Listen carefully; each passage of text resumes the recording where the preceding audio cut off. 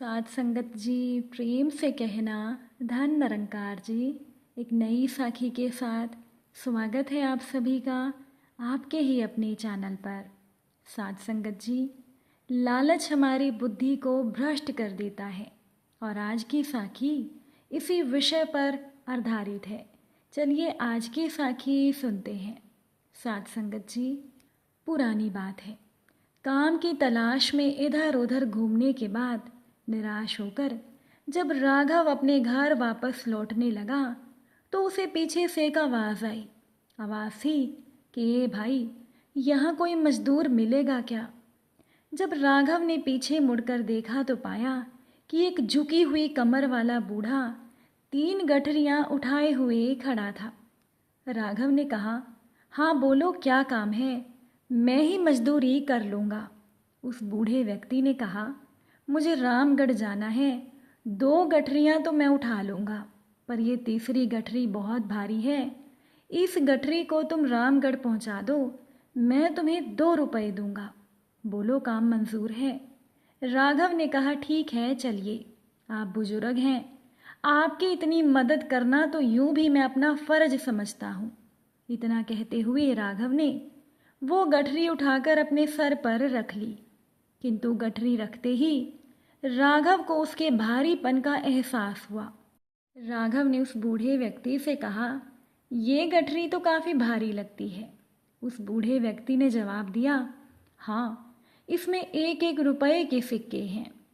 राघव ने जब ये सुना तो सोचा, होंगे मुझे क्या, मुझे तो अपनी मजदूरी से मतलब है, ये सिक्के भला कितने दिन चलेंगे। तभी राघव ने देखा कि वो बूढ़ा व्यक्ति उस पर नज़र रखे हुए था। राघव ने सोचा कि ये व्यक्ति ज़रूर ये सोच रहा होगा, कहीं मैं भाग तो नहीं जाऊंगा, पर मैं तो ऐसी बेईमानी और चोरी करने में विश्वास ही नहीं करता।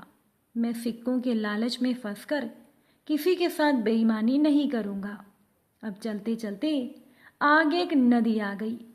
अब राघव तो नदी पार करने के लिए झट से नदी में उतर गया, पर वो बूढ़ा व्यक्ति नदी के किनारे खड़ा रहा।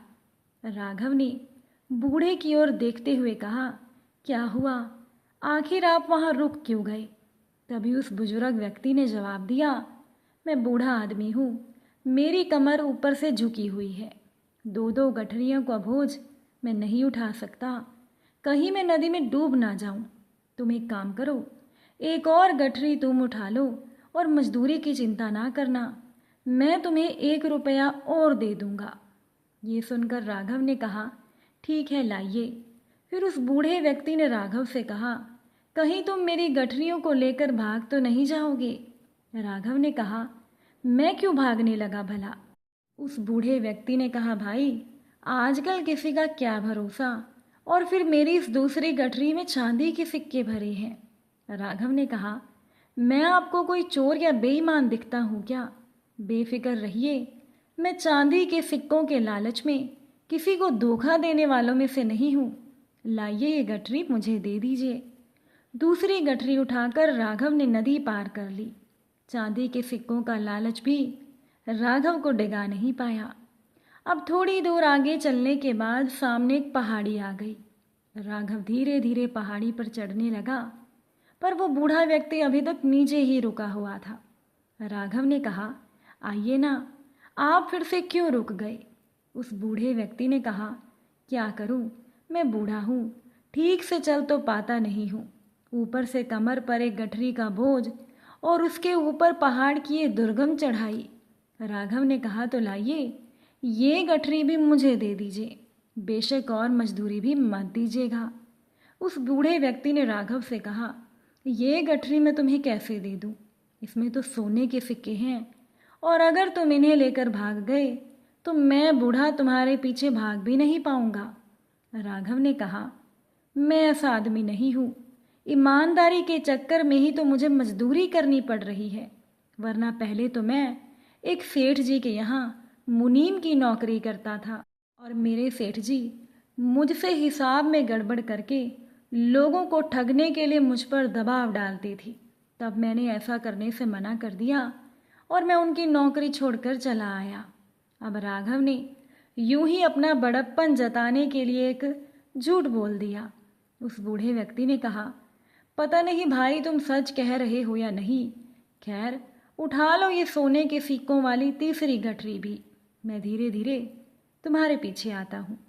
तुम मुझसे पहले पहाड़ी पार कर लो और दूसरी तरफ नीचे रुककर मेरा इंतज़ार करना। अब राघव सोने के सिक्कों वाली गठरी उठाकर चल पड़ा। बूढ़ा व्यक्ति बहुत पीछे रह गया। अचानक से राघव के दिमाग में आया, अगर मैं भाग जाऊं तो ये बूढ़ा तो मुझे पकड़ भी नहीं सकता और मैं एक ही झटके में माला माल हो जाऊंगा। मेरी पत्नी जो दिन रात मुझे कोसती रहती है वो कितनी खुश हो जाएगी, और इतनी आसानी से मिलने वाली दौलत को ठुकराना ये तो बेवकूफ़ी है। मैं तो एक ही झटके में धनवान बन जाऊंगा। पैसा होगा तो मुझे इज्जत ऐशो आराम सब कुछ मिलेगा। राघव के दिल में लालच आ गया और बिना पीछे देखे राघव भाग खड़ा हुआ। 3 दिन भारी गठरियों का बोझ उठाए भागते भागते राघव की सांस फूल गई। घर पहुंचकर जब उसने गठरियों को खोलकर देखा तो वो अपना सर पीट कर रह गया, क्योंकि गठरियों में सिक्कों जैसे बने हुए मिट्टी के ढेले ही थे। राघव सोच में पड़ गया कि उस बूढ़े व्यक्ति को इस तरह का नाटक करने की ज़रूरत क्या थी। तभी राघव की पत्नी को मिट्टी के सिक्कों के ढेर में से एक कागज़ मिला और उस कागज़ पर लिखा था कि ये नाटक इस राज्य के खजाने की सुरक्षा के लिए ईमानदार सुरक्षा मंत्री खोजने के लिए किया गया है।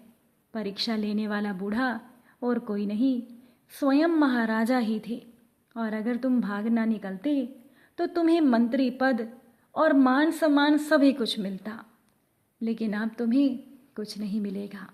साध संगत जी, इसी तरह से हमें भी अपने जीवन में हमेशा सचेत रहना चाहिए। ना जाने ये जीवन देवता कब हम में से किसकी परीक्षा ले ले।